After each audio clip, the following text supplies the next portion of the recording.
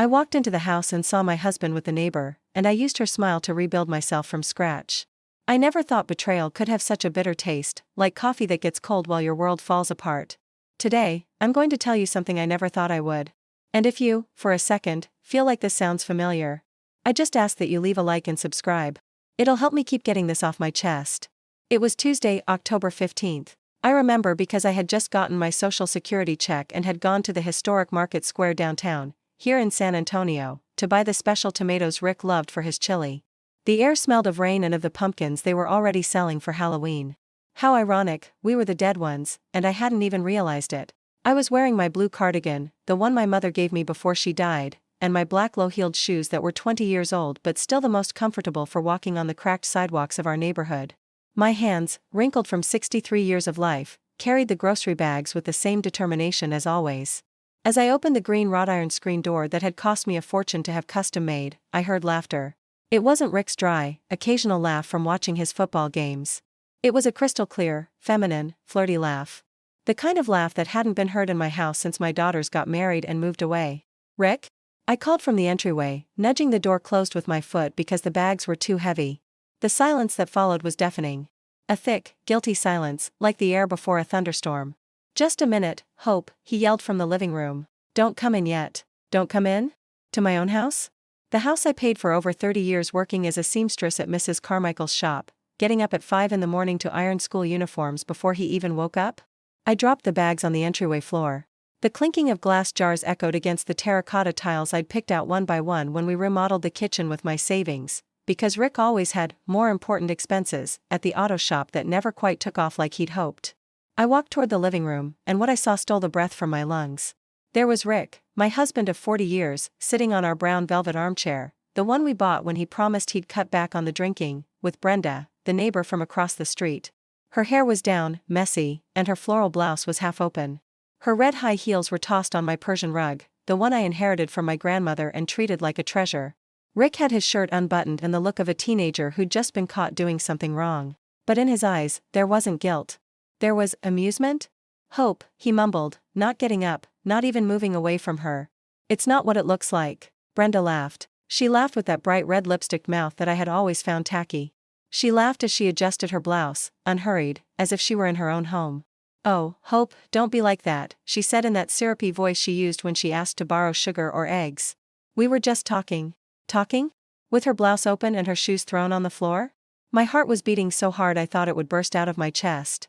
I felt a ringing in my ears, like when your blood pressure is high, and my hands started to tremble. 40 years, I whispered, more to myself than to them. 40 years, don't be so dramatic, Hope, Rick said, finally standing up, but without coming near me. These things happen. Things that happen? Just like that? Like when the blender breaks or the power goes out. These things happen. Brenda put on her shoes with a calculated slowness, as if she wanted me to see every movement, every second of her presence in my living room. In the place where I had watched my children grow up, where I had cried when my mother died, where I had prayed every single night for years for my family's health. "I should probably get going," Brenda said, but with no urgency. "See you tomorrow, Rick." Tomorrow? They had plans for tomorrow? She walked past me as if I were just another piece of furniture, and as she passed, she whispered, "Don't get jealous at your age, Hope. We're too old for that kind of drama." The door closed behind her, and I stood there, in my own living room, looking at my husband as if he were a stranger. And maybe he was. Maybe he'd been a stranger for years, and I'd been too busy taking care of him, feeding him, washing his clothes, ironing his shirts, to notice. "How long?" was the only thing I could ask. "Does it matter?" he replied, buttoning his shirt. "Hope, you and I have been like brother and sister for years. Like roommates. This is different. This makes me feel alive." Alive. He felt alive with her. And with me? With me, he felt dead? I sat on the edge of the armchair, the same one where we'd watched the 8 o'clock soap operas for so many years, where he'd fall asleep watching football on Sundays while I rubbed his swollen feet after he'd worked all day at the shop. "The tomatoes are going to go bad," I said, "I don't know why." "What? The tomatoes? I bought them for your chili. They'll spoil if we don't put them in the fridge." Rick looked at me like I was crazy. "Seriously? You just found me with Brenda and the only thing you can think to say is something about the tomatoes?" He was right. It was ridiculous. But in that moment, talking about tomatoes was easier than talking about betrayal. It was easier than asking if he had ever loved me, if these 40 years had meant anything to him, if all the sacrifices I had made were worth anything. I got up and went for the grocery bags. My legs were shaking, but I kept walking. In the kitchen, I put everything away in its place, the tomatoes in the blue ceramic fruit bowl, the onion in the wicker basket, the Monterey Jack cheese in the refrigerator. Rick came up behind me. "Hope, we need to talk." "Talk," I said, without turning to look at him, as I arranged the jam jars in the pantry. "This can't go on like this." So now I was the problem. The problem was that I had found them out. "What is it that can't go on like this, Rick?" "You and me. We've just been sharing a roof for years. I need more." I turned to face him. There stood the man I married when I was 23, when I thought love was forever, when I believed problems were solved with patience and difficult marriages were fixed with time and dedication. More what? More life. More passion. More? I don't know how to explain it. More than what I gave you for 40 years. It's not that. Yes, it is, Rick. It's exactly that. I didn't sleep that night. I sat in the rocking chair in my bedroom, the one I used to rock my 3 children to sleep when they were babies, watching the lights from Brenda's house across the street. Her window was lit until very late. And for the first time in 40 years of marriage, I asked myself who I was without him. The answer terrified me more than the betrayal itself. The next day, I woke up with swollen eyes and a strange feeling of living someone else's life. I got up at 5, as I had done for 4 decades, to make Rick's coffee and iron his shirt for the day. But when I got to the kitchen, he was already there, dressed in his best white linen shirt, the one I'd given him for our last anniversary.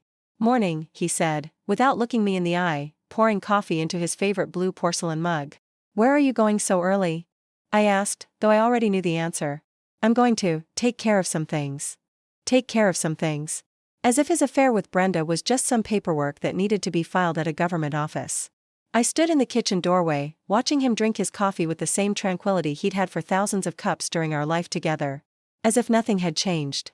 As if my world hadn't collapsed the day before. "Rick, what? Are you leaving with her?"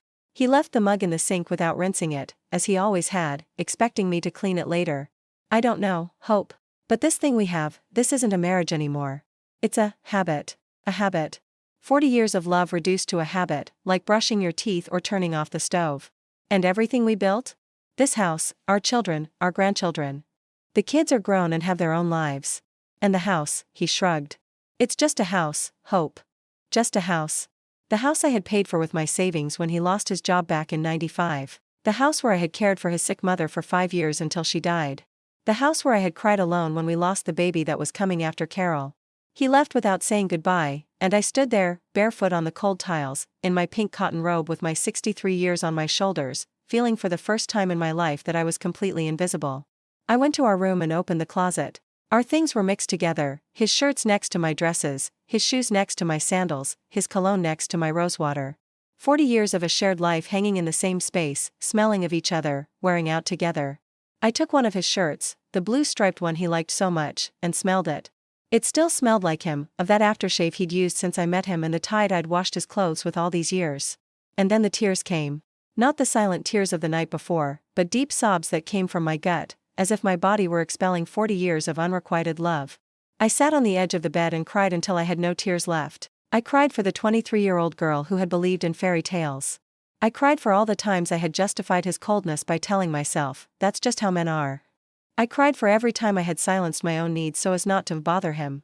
When the tears ran out, I got up and looked at myself in the vanity mirror. There I was, Hope Miller, 63 years old, graying hair, wrinkles around my eyes, hands rough from work. A woman who had lived for others her entire life and who now, for the first time, didn't know what to live for. The phone rang. It was Carol, my youngest daughter. "Mom, how are you?" "Fine, honey," I lied, as I had lied so many times when things weren't fine. "Hey, can you watch the kids on Saturday? Jeff and I want to go to the movies." It was always the same. They called when they needed something. Grandma Hope, the one who always said yes, the one who never had plans of her own. "Mom? Are you there?" "Yes, I'm here." "So, you can do it?" For the first time in my life, I wanted to say no. I wanted to say I had my own plans, that it was Saturday and I had a right to rest too. But the words wouldn't come out. "Yes, honey. Of course, I can." "Oh, Mom, you're the best. I'll drop the kids off around 2, okay?" She hung up without waiting for a reply. She didn't even ask how I really was, if I needed anything, if everything was okay with her dad. To her, I was just the grandmother who was always available, the one who never had problems of her own to solve. I went to the kitchen and made myself a chamomile tea. While I waited for the water to boil, I looked out the window toward Brenda's house. She was watering her plants on the patio, wearing a red silk robe that clung to her body. She was singing a song I didn't recognize, swaying her hips to the music. She looked happy. She looked free. She looked like a woman who lived for herself. And for the first time in my life, I envied her. The next few days were a silent hell. Rick came home later and later, and when he did, he went straight to the shower. He always smelled different. Not of beer like before, but of a woman's perfume. The sweet perfume Brenda wore, which now permeated my house like a curse. One afternoon, while doing his laundry, I found something that broke my heart. In the pocket of his gray slacks, the ones he wore to go to the bank, was a receipt from a pricey seafood restaurant on the River Walk. 2 people. $80. $80. What I spent on groceries for the entire week. The receipt was dated last Tuesday, the day he told me he had to go to New Braunfels for parts for the shop. A lie. He had gone to eat seafood with her while I stayed home eating leftover beans and old tortillas. I put the receipt in my nightstand drawer, next to the other lies I had been collecting without realizing it. Like the time he came home with sand in his shoes when he was supposedly downtown. Or the day he came back with wet hair at 3 in the afternoon, saying it had rained, when not a single drop had fallen in our neighborhood. How long had I been so foolish? On Friday morning, Rick got up earlier than usual. He showered, singing a song I didn't know, put on his best cologne, and got dressed in the shirt I had ironed for him the night before, not knowing it was to see her. I'm heading out to the north side, he told me, grabbing the car keys. To see about that new job. What new job? I told you yesterday. An opportunity at a company over there. He hadn't told me anything yesterday. Or the day before. But I no longer had the strength to argue. I nodded and continued stirring the coffee that had gone cold in my hands. Aren't you going to wish me luck? I looked at him. There he was, expecting me to give him my blessing to go meet his mistress. For me, as always, to be the supportive wife who had his back in everything. Have a good day, I murmured. He left, whistling. Whistling in a way he hadn't done with me in years. I was left alone in the kitchen, staring at his dirty mug in the sink. He always left his dirty mug. For 40 years, I had washed that same mug every morning, without complaining, because I thought that's what good wives did. The phone rang. It was Rob, my oldest son. Mom, I need to borrow $2,000. Not, how are you, not, how was your morning? Straight to the point. What do you need it for, son? For a down payment on a car. Mine's shot and I need one for work. Rob, I don't have $2,000. What do you mean you don't? You have your Social Security and Dad has his shop. The shop doesn't make that much, and my check barely covers the house expenses. Then ask Dad to sell something. That house is full of stuff you don't use. Sell things. My things. The things I had collected over a lifetime of work. Rob, Mom, I need the money by Monday. Otherwise, I lose the job. And why don't you ask Patricia? Patricia was his wife. Because her parents have already helped us a lot. And you're my mom. Moms are supposed to help their kids. Supposed to. As if it were my obligation to solve all their problems. As if my only purpose in life was to be available whenever they needed something. I'll see what I can do, I told him, because I didn't know what else to say. Thanks, Mom. I knew I could count on you. I'll stop by on Saturday for the money, okay? He hung up before I could answer. As always. I stood there, phone in hand, feeling the weight of being everyone's problem solver crush me a little more. Rob needed money. Carol needed a babysitter. Rick needed freedom. And me? What did I need? I went to my bedroom and opened the drawer where I kept my savings. The few bills I had managed to put aside from my checks, hidden behind my prescriptions. $800. It was all I had. When had I become the family ATM? When had my own needs stopped mattering? That Saturday, as promised, I watched the grandkids. Michael, who was 8, and Sophia, who was 5. They arrived at 2 o'clock sharp with Carol, who was in a hurry and wore a forced smile. Mom, here are the kids. I'll be back around 10, she said, pushing them inside without even a kiss hello for me. 10? I thought you were just going to the movies. We are, but we're going to dinner afterward. You know, Jeff works all week and deserves to relax on the weekends. Jeff deserved to relax. And me? Didn't I deserve to relax after working my whole life? Mom, do you have something to eat? The kids haven't had lunch. Of course, they hadn't had lunch. That's what I was for. To feed everyone. Yes, honey. Don't worry. You're the best, she yelled as she got in her car. Be good for Grandma. And she was gone, leaving me with 2 hungry children and my heart feeling emptier and emptier. The kids were good, don't get me wrong. But I was tired. Tired of being the one who always cared, the one who always cooked, the one who always cleaned. While I made them grilled cheese sandwiches, I thought of all the times I had watched my grandchildren without anyone asking if I wanted to. Without anyone offering me money for food expenses. Without anyone considering that maybe I wanted to go to the movies on a Saturday afternoon, too. "Grandma, why are you crying?" Sophia asked, tugging on my apron. "I'm not crying, sweetie. Something just got in my eye." A lie. I was crying because I realized I had spent 63 years living for others and had forgotten how to live for myself. "Where's Grandpa?" Michael asked. "He went to work." Another lie. He was with Brenda, laughing, eating, feeling alive while I stayed home being the available grandma, the invisible wife, the woman who always said yes. That night, when Carol returned for the kids, she was with Jeff. They came in laughing, smelling of perfume at an expensive restaurant. "How were they?" Carol asked, not really listening to my answer. "Very good. They ate and Michael did his homework." "Oh, Mom, you're an angel. Hey, do you have the money Rob asked you for?" So they already knew. They had already talked about how to get money from me. "I only have $800, Carol." "That's it?" Her face switched from a smile to disappointment. "And you can't get any more?" "Rob really needs that car. It's all I have." Jeff stepped closer, wearing that fake smile he put on when he wanted something. "Mrs. Miller, what if you pawn something? Your mom's ring, for example. Or that gold chain you always wear. It's for Rob. You know it's for a good cause." "My mother's ring. The chain my dad gave me for my 15th birthday. They wanted me to pawn the only memories I had left of my parents to solve my children's problems." "I'll think about it," I told them. "Don't think too long, Mrs. Miller. Rob needs the money by Monday," Jeff insisted. They left with the children, and I was alone again. In my empty house, with my empty heart, feeling like a walking ATM. I couldn't sleep that night. I tossed and turned, thinking about everything I had given and how little I had received in return. I thought about the 23-year-old girl who married in love, convinced that love and devotion conquered all. How naive I had been. At 3 in the morning, I heard Rick arrive. He was humming and tripped over the planter in the hallway. When he came into the room, I pretended to be asleep.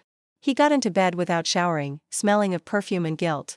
And there, in the darkness, as I listened to his steady breathing beside me, I made a decision that would change everything. For the first time in 40 years, I was going to say no. Sunday dawned overcast, just like my soul.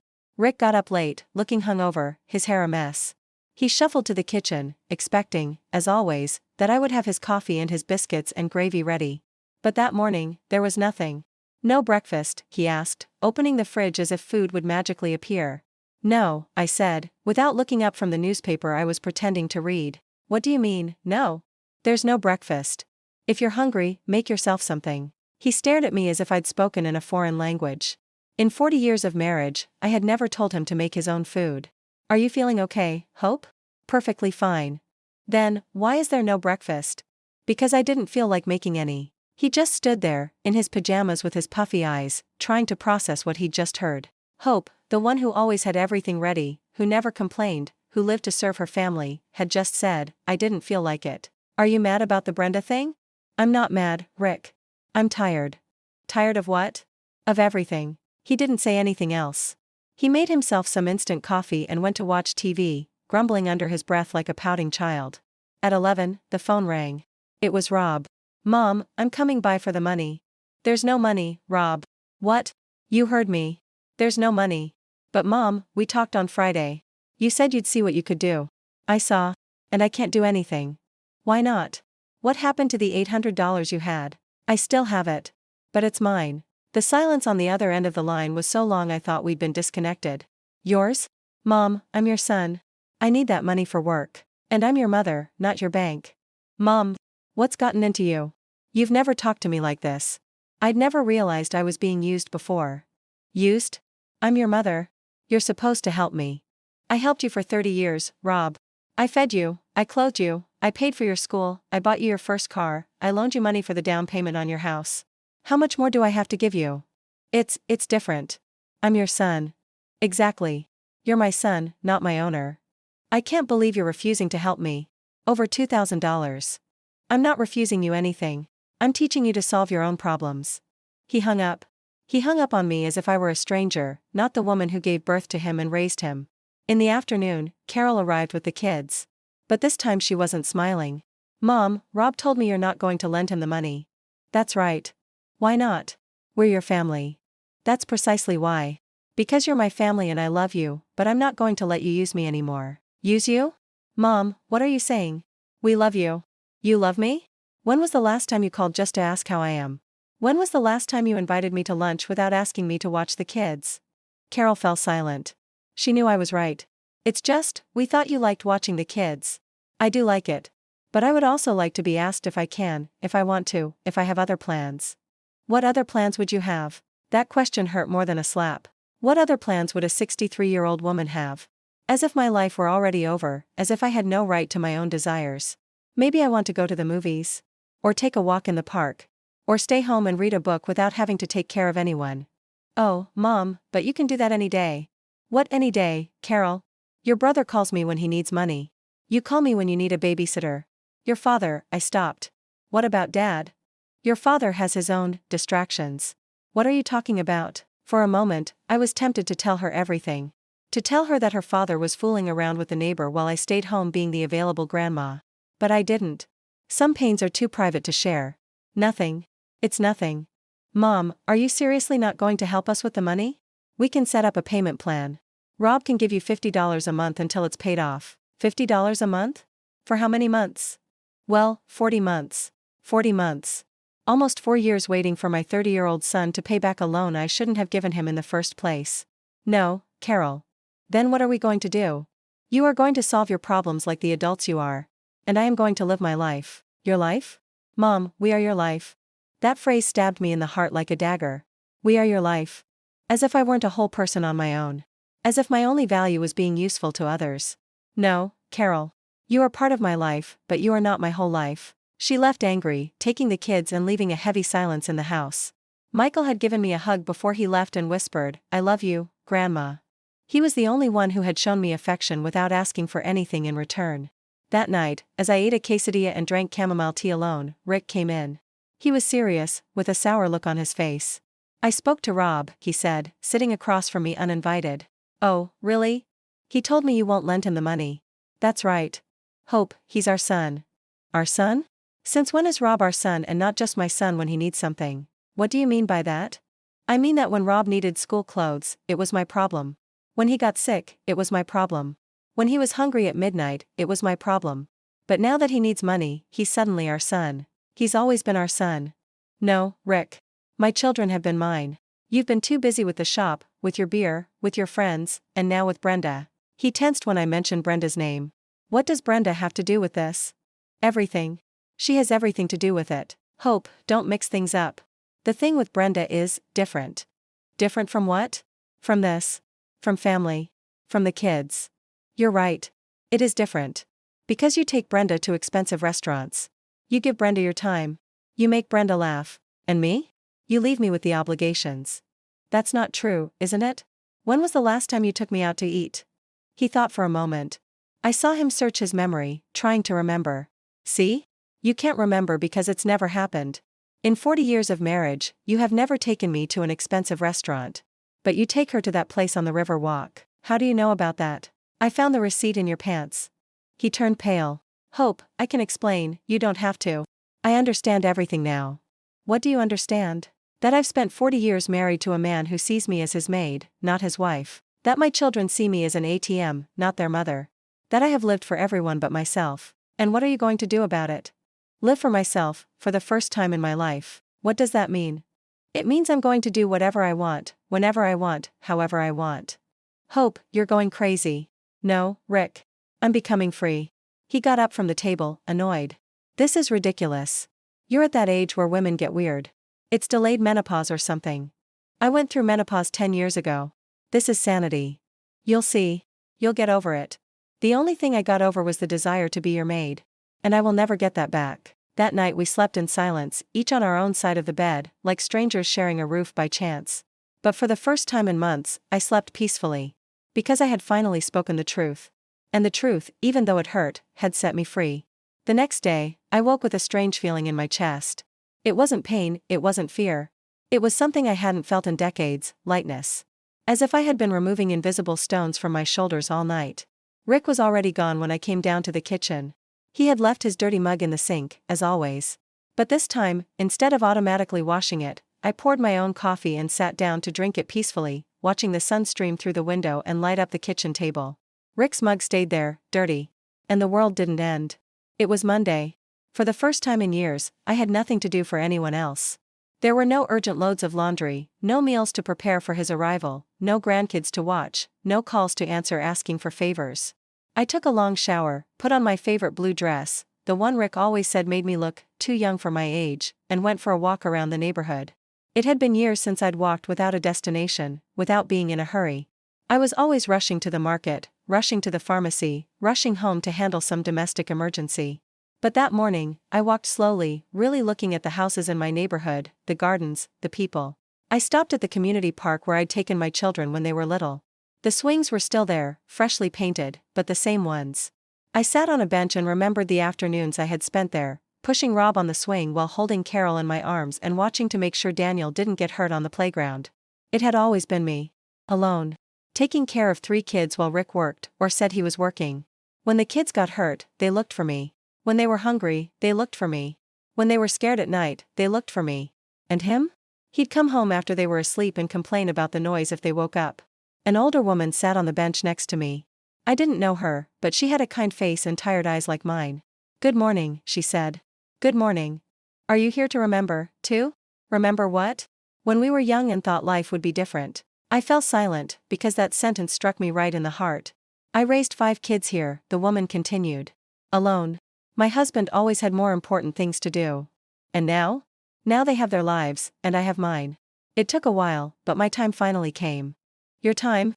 To live for me?" "My name's Betty. Hope. That's a beautiful name. And very fitting, I think." We sat in silence for a while, watching the young mothers push their children on the swings, yelling at them to be careful, running after them with diapers and bottles. "You know what the saddest part is?" Betty said. "No one ever taught us that it was okay to love ourselves." She was right. My mother had taught me to be a good wife, a good mother, a good daughter. But she had never taught me to be good to myself. And how do you learn? Little by little. Starting with small things. Like having what you want for breakfast, not what your husband wants.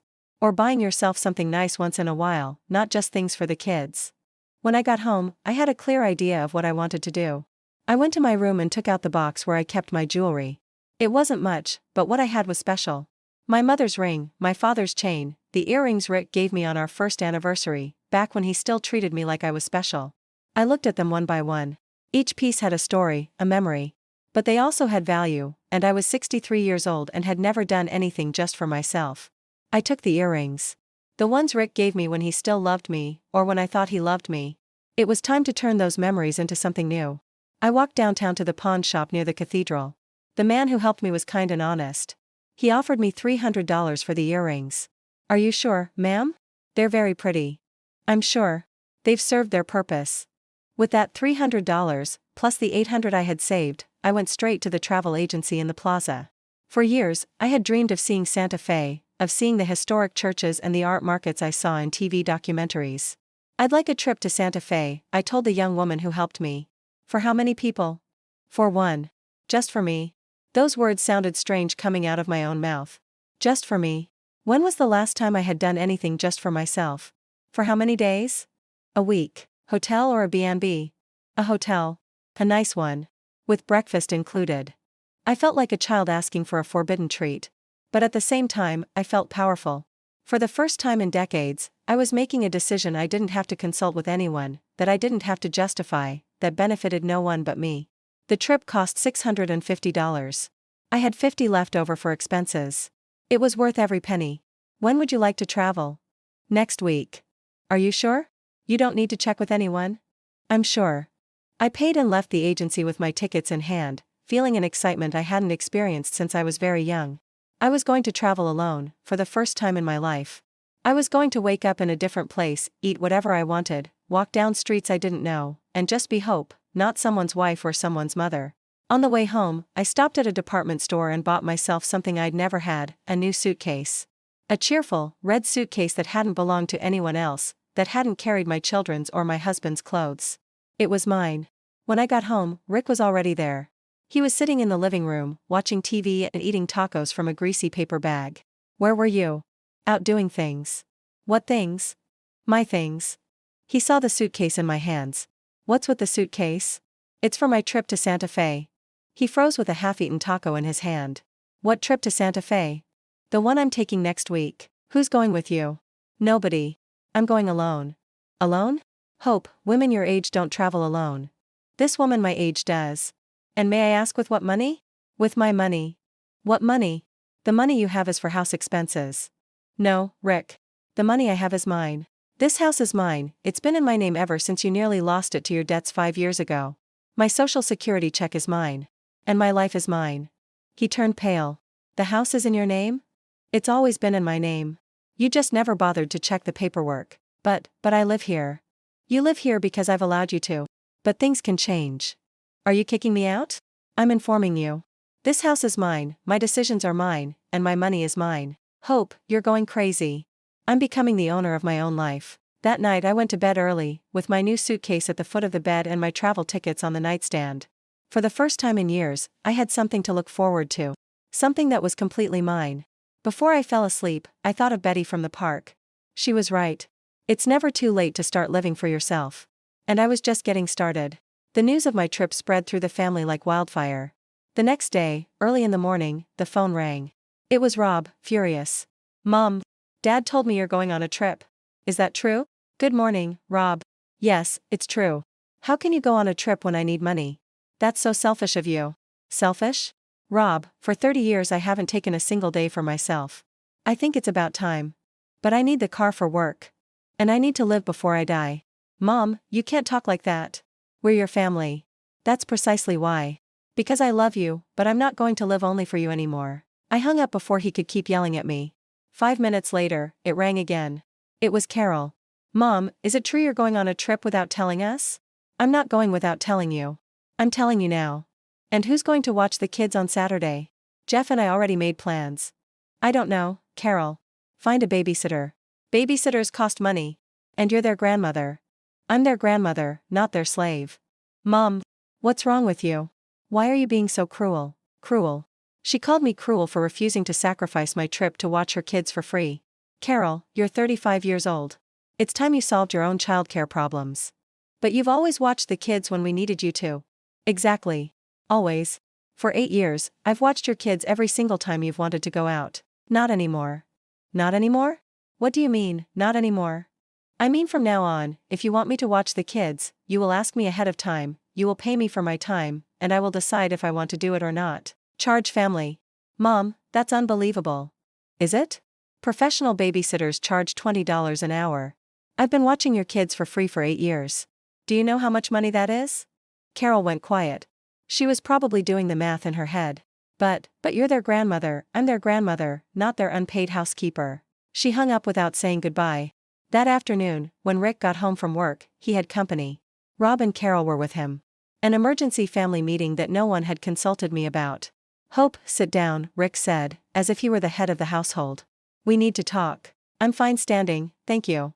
Mom, Rob started, we're worried about you. You're acting really strange. Strange in what way? Refusing to help the family, spending money on unnecessary trips, being selfish. Selfish? Rob, do you know what selfishness is? Selfishness is calling your mother only when you need money. Selfishness is not visiting your parents unless you need something. Selfishness is thinking my only purpose in life is to solve your problems. You're our mother. It's your job to help us. My job was to raise you until you were independent. You're 30 years old, Rob. My job with you ended a long time ago. Carol chimed in, with tears in her eyes. Mom, we don't understand what's happening. You've always been so loving, so devoted, so foolish, you mean. Mom, for 40 years, I was foolish enough to think that giving everything of myself without getting anything in return was love. But I realized it wasn't love, it was habit. You all got used to having a mother who never said no, who never asked for anything, who was always available. And what's wrong with that? Rob yelled. That's what good mothers do. Good mothers also teach their children to be independent, to solve their own problems, and not to use their family as an ATM. Rick, who had been quiet, finally spoke. Hope, this is about the Brenda thing, isn't it? You're doing all of this to get revenge. Revenge? No, Rick. If this were revenge, I would have kicked you out of the house weeks ago. This isn't revenge. This is survival. Survival? Emotional survival. For 40 years, I've been dying inside, being what all of you needed me to be instead of who I really am. And I'm tired of dying while I'm still alive. And who are you really? Carol asked sarcastically. I don't know. But I'm going to find out. This is ridiculous. Rob exploded. You're 63 years old. You're past the age of finding yourself. According to who? According to you? Rob, you don't get to decide when it's too late for me to live my life. This is your fault. Rob yelled at Rick. For playing the old fool with the neighbor. Now mom's gone crazy. I am not crazy. I yelled for the first time in years. I am sane for the first time in decades. The silence that followed was deafening. My children looked at me as if they didn't know me. And they were right. They didn't know me. They had known the woman who lived for others, but not the woman who lived for herself. You know what? I said, with a calmness that surprised even me. You can think whatever you want. You can be angry for as long as you need to be.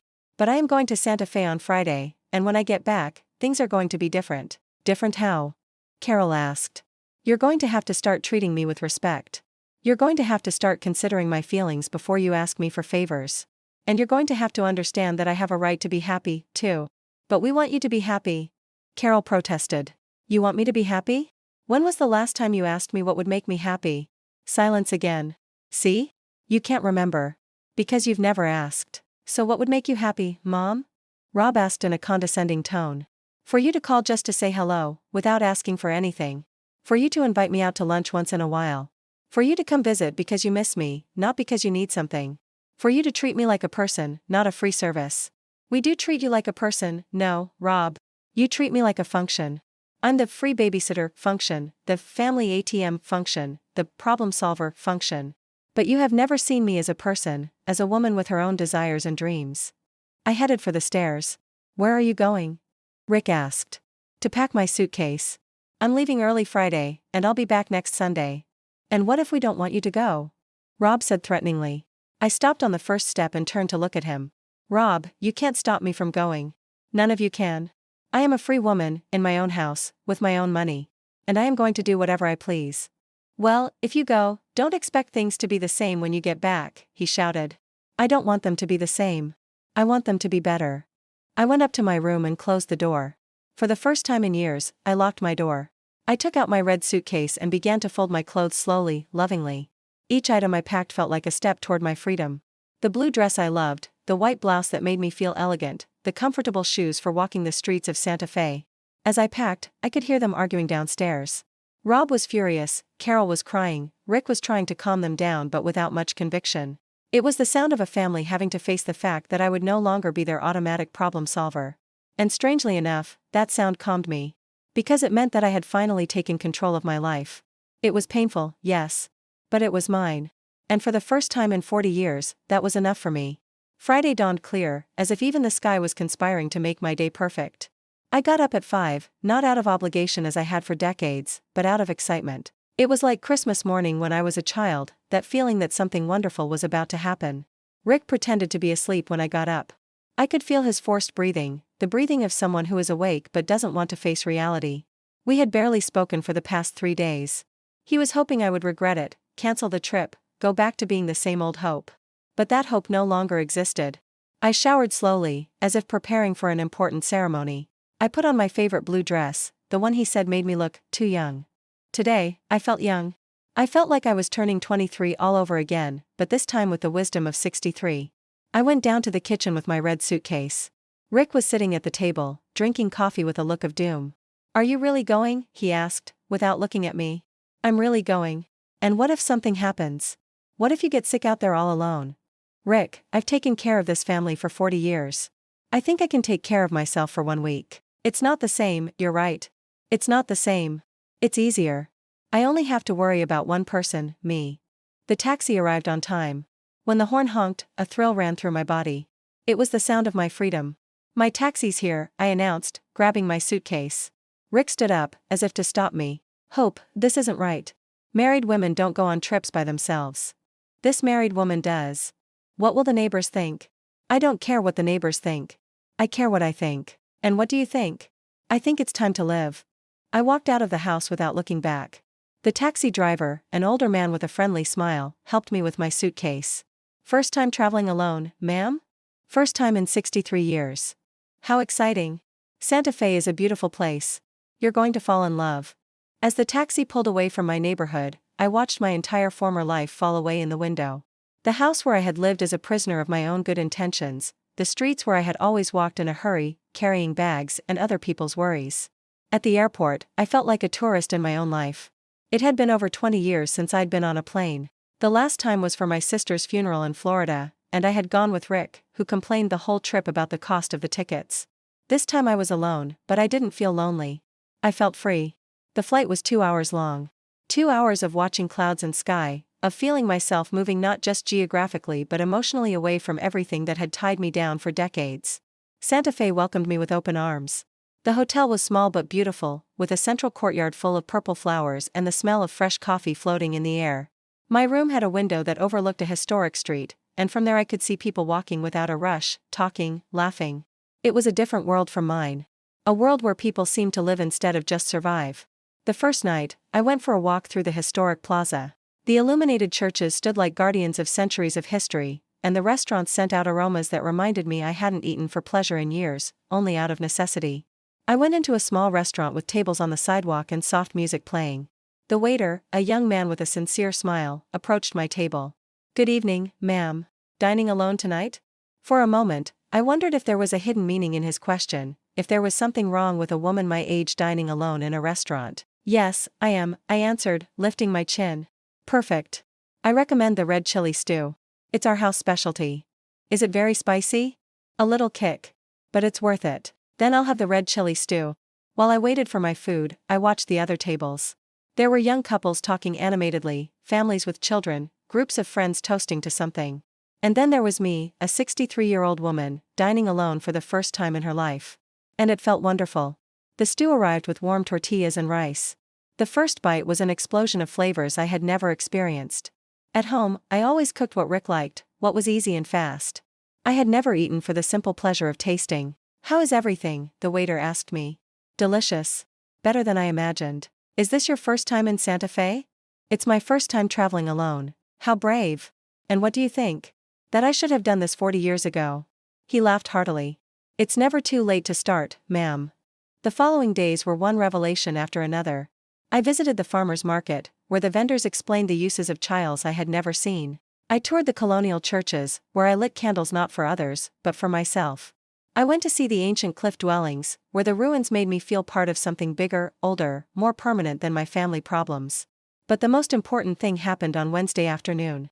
I was sitting at a cafe facing the plaza, drinking hot chocolate and reading a book I had bought that morning. A book of poems by Mary Oliver that I had never made time to read. I was so engrossed in my reading that I didn't notice a woman had sat down at the table next to mine. "Excuse me," she said. "Are you reading Mary Oliver?" "Yes," I replied, showing her the book. "How wonderful. She's my favorite poet." "I'm Diane." "Hope." Diane was a woman about my age, maybe a little older, with white hair gathered in an elegant bun and bright eyes full of life. "Are you traveling alone, too?" she asked. "Yes. It's my first solo trip ever." "How exciting." "I've been traveling solo for 10 years, ever since my husband passed. It's the best thing that ever happened to me." "You don't feel weird? A woman traveling alone?" "At first, I did. But then I discovered it's the only way to really get to know yourself. When you travel with others, you're always focused on what they need, what they want to do. When you travel alone, for the first time in your life, you can hear what you want. And what do you want? Today, I want to sit here drinking coffee until it gets dark. Tomorrow, I want to go to the artists' workshops on Canyon Road. On Friday, I want to sit in the plaza and watch the world go by. And you? What do you want? It was the first time in decades that someone had asked me what I wanted. Not what my family needed, not what was most convenient for everyone, but what I wanted. I want to keep feeling this. Feeling what? This freedom. This peace. This feeling that my time belongs to me. Diane smiled. Then don't leave it behind when you go home. How? Don't leave that freedom in Santa Fe, she'd said. Take it home with you. Claim your life there, too. That night, in my hotel room, I looked at myself in the bathroom mirror. The woman looking back at me resembled the one who had arrived 5 days earlier, but something fundamental had changed. Her eyes were brighter, her shoulders were straighter, her smile was real. For the first time in decades, I liked the woman I saw in the mirror. It was me. Simply me. Not Rick's wife, not Rob and Carol's mother, not the on-call grandmother. Just Hope. A 63-year-old woman who had just discovered she still had a lot of life left to live. And that nobody, absolutely nobody, was going to stop her. 6 months after my return from Santa Fe, my life was unrecognizable. But in a good way. When I came back from that transformative trip, I returned to a house that felt different. Not because it had physically changed, but because I had. Every corner, every piece of furniture, every photograph now spoke to me of a woman who had lived for others for far too long. Rick was waiting for me in the living room, with the face of someone who had been rehearsing a speech all week. "How was it?" he asked, with a forced smile. "It was wonderful. Did you get that craziness out of your system?" That question confirmed that he hadn't understood a thing. He was still expecting me to return to being his emotional servant, for my trip to have been just a temporary tantrum. It wasn't craziness, Rick. It was sanity. The first few days were tense. He expected me to resume my old habits, getting up before him to make breakfast, doing his laundry, cooking what he liked. But I had brought the lessons from Santa Fe home with me. Now, I got up when I wanted to. I ate what I felt like for breakfast. If he wanted something specific to eat, he could make it himself or figure it out. The first week, he complained constantly. "Hope, there's no coffee. The coffee is in the pantry. Right next to the coffee maker. But I don't know how to make it the way I like it." "Then learn." "Why are you being so difficult?" "I'm not being difficult. I'm being independent." The second week, he stopped complaining and started doing things himself. It turned out he did know how to use the coffee maker, he did know how to fry an egg, he did know how to do his own laundry. He had just pretended for 40 years that he didn't, so I would do it for him. Rob took longer to accept the changes. He kept calling to ask for money, growing more desperate each time. "Mom, the bank is going to repossess my car if I don't make a payment. And what do you plan to do about it? I need you to lend me the money." "I already told you no. Find another solution." "There is no other solution." "There's always another solution, Rob. Sell something, get a loan from the bank, find a part-time job." "But I am no longer your solution. You're my mother." "I'm your mother, not your bank branch." In the end, he had to sell his big screen TV and get a weekend job. And you know what? He survived. It turned out he was perfectly capable of solving his own problems when he had no other choice. Carol struggled the most with my transformation. She kept dropping the kids off without notice, expecting me to give in out of love for them. The first time she showed up unannounced after my trip, I opened the door but didn't let them in. "Hi, Mom. I brought the kids over for you to watch while I go to the salon." "I can't watch them today, Carol." "Why not?" "Because I have other plans." "What plans?" "I'm going downtown to get coffee and read." "But you can do that any day." "Exactly. Just like you can watch your own kids any day. They're your children, not mine." Michael, my 8-year-old grandson, looked at me with sad eyes. "Don't you love us anymore, Grandma?" That question broke my heart, but I knew I had to stand firm. "I love you more than life itself, sweetie. But love doesn't mean doing everything other people want regardless of what you need." "And what do you need, Grandma?" "I need your mommy to call me before she brings you over, to see if I can watch you. I need to be asked if I want to, not for it to be assumed that I'll say yes." Carol left in a huff, but the following week, she called me. "Mom, can you watch the kids on Saturday? Jeff and I want to go to the movies." "What time?" "From 2 to 8 in the evening." "All right, but you'll need to bring their snacks, and you'll need to pay me $20 an hour for my time." "Mom, that's what professional babysitters charge. If you don't want to pay me, find someone else." "Fine," she mumbled, annoyed. But she paid. And you know what I discovered? That when they paid me to watch the kids, they valued it more. They were on time to pick them up, they made sure the kids behaved, they thanked me properly. The money wasn't the important part. It was the acknowledgement that my time had value. 3 months after my return, Rick and Brenda's affair was over. Apparently, when she realized he had no money or property in his name, she lost interest. She went back to her ex-husband, a guy who owned a successful contracting business. Rick came back home with his tail between his legs, expecting me to welcome him with open arms, grateful that he had chosen to come back to me. "Hope, it's over with Brenda. We can go back to how things were." "No, Rick. We can't." "Why not?" "I already apologized." "Because I don't want to go back to how things were." "Then what do you want?" "I want you to respect me. I want you to treat me like a partner, not an employee. I want us to share the responsibilities of this house. And I want you to show me that you value me for more than just my domestic services." "How am I supposed to show you that?" "Take me out to dinner once in a while. Ask me how my day was. Help me clean without being asked. Try to get to know the woman you married, not just the one who cooks and washes your clothes." It was a slow process. Very slow. But Rick began to change. Not because he had some epiphany about true love, but because he realized his choices were to adapt or be alone. He learned to cook a few basic things. He started cleaning the bathroom without me asking. He took me out to a restaurant downtown for my 64th birthday. It wasn't the grand, sweeping love from romance novels, but it was respect. And after 40 years of being invisible, respect felt like a luxury. But the most important change wasn't with my family. It was with myself. I learned to say no without feeling guilty. I learned to do things just because they brought me joy. I signed up for a painting class at the community center. I started going to the movies by myself on Wednesday afternoons. I joined a book club with other women my age who had also decided to start living for themselves. I bought new clothes that I liked, not just practical clothes for cleaning the house. I colored my hair a lighter shade that made me look younger. I got a manicure for the first time in decades. And most importantly, I started dreaming again. I planned another trip, this time to Charleston. I opened a savings account that only I knew about, for my personal projects. I thought about the possibility of taking a French class, something I'd always wanted to do but never had the time for. A year after my trip to Santa Fe, I was in my garden planting the roses I'd always wanted when the phone rang. It was Rob. "Mom, how are you?" "I'm well, son. And you?" "Good, too. Hey, I was just calling to say hi. To see how you're doing." I was quiet for a few seconds. It was the first time in years that Rob had called without asking for something. "Thank you, honey. It's so good to hear from you." "Mom, I want to apologize." "Apologize for what?" "For using you for so many years. For not valuing everything you did for us. For thinking it was your obligation to solve our problems." "And what made you realize that?" "Patricia. She told me that if I ever treated her the way I'd treated my mother, she would leave me. She made me see that I had never treated you like a person, but like a service." "I'm so glad you realized that, Rob. Can you forgive me?" "I forgave you a long time ago, son. The day I decided to forgive myself for letting you all treat me that way." "I love you, Mom. And I love you, son. I'll always love you. But now, I love myself too." When I hung up the phone, I stayed in the garden for a while longer, looking at my roses, which were beginning to bloom. I thought about the woman I had been for 63 years, living for others, sacrificing her dreams, silencing her needs. And I thought about the woman I was now, free, independent, the owner of her time and her decisions. Both of them were me. But only one of them had learned how to be happy. Life taught me that it's never too late to be reborn. That it's never too late to say no, that it's never too late to live for yourself. And if you, listening to me right now, feel like your story is anything like mine, if you feel like you've lived for others while forgetting about yourself, I want to ask you something. When was the last time you did something just for the pleasure of it? Tell me in the comments if you've lived through something similar or if you know someone who has.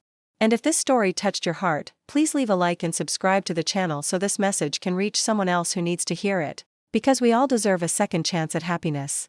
We all deserve to bloom, no matter how old we are.